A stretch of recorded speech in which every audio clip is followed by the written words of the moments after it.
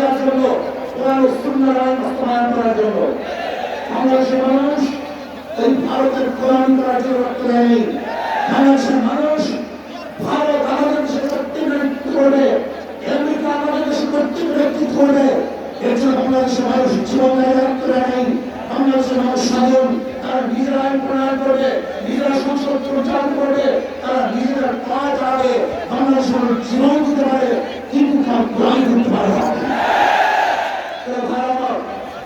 আমি বিশ্বাস করি আজকে মন্ত্রীরা আছেন, আজকে মন্ত্রীরা আছেন, যদি আমরা মুনাফিক না করি, মন্ত্রীরা আছেন কাজের পদ্ধতি একসাথে থাকেন, নিজের সাথে কাজের যদি থাকেন, আমি রক্তদাতার সাথে পছন্দ করতে পারি আগামীতে ক্ষমতা ইসলাম, ক্ষমতা ইসলাম।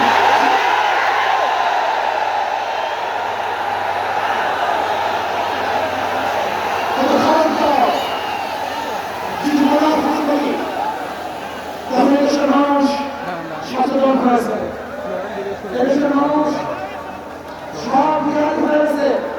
বিশ্বাস করেন না, এত রিক্সাওয়ালা, ঠেলাওয়ালা, টুরির মধ্যে বক্তব্য শুনলে আমার আক্ষেপ হয়ে যায় বাংলাদেশের মানুষ কত সচেতন, তার কত সচেতন হয়েছে।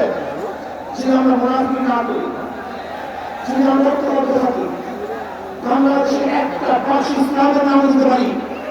যেরকম আমেরিকা এবং ওই ইসরায়েল ইরানের আক্রমণটা ফেলেছিল, লুটতে মধ্যে নিশ্চিত করে দিবে, কিন্তু আক্রমণ করা হয়ে গেছে। ইরানের বৃহত্তর প্রচারিত বোম মিসাইল চলে আসছে, আমেরিকা এবং ইসরায়েলের কোনো লাভ করতে পারেনি। বাংলাদেশের বুকে যে একটা বাক্স না হয়, বাংলাদেশের ঘরের থেকে এমন মিসাইল বের হবে, এমন বোমা বের হবে।